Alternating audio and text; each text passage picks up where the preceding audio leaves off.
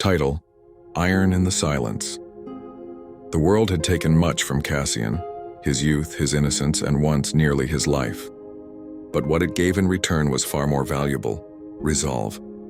He did not speak of pain. He wore it like weathered armor. At 46, Cassian lived alone at the edge of a forgotten mountain range, in a home built by his own calloused hands. No signs, no visitors. He was not hiding from the world. He simply no longer needed its distractions. Once he had lived in the noise, cities' applause.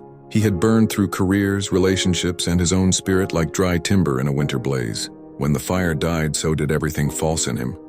What was left? A man made of steel will, shaped by fire, cooled in solitude. Cassian studied Stoicism not like a philosopher, but like a soldier memorizing the terrain of an endless war, the war within. Epictetus had taught him that no man is free unless he masters himself. Marcus Aurelius reminded him that every obstacle was fuel for the soul, and life did not stop testing him. He trained every day, body and mind. Rain or snow, he ran the trails in silence, not to escape his demons, but to remind them who ruled this house. He built with his hands, cooked with precision, rose before dawn, and met each day not with desire, but with discipline. Cassian didn't chase goals like a desperate man. He walked toward them with unblinking eyes.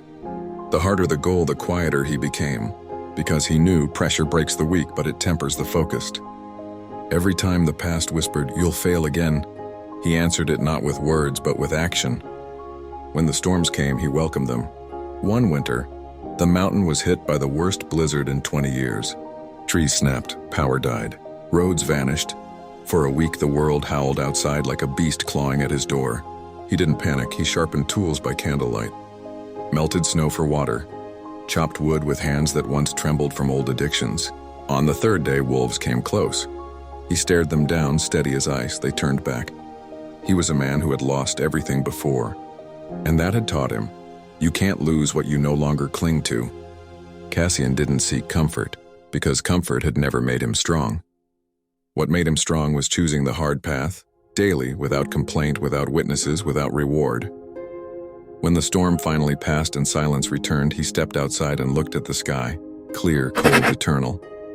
He did not smile, he did not weep. He simply nodded as if to say, "I'm still here."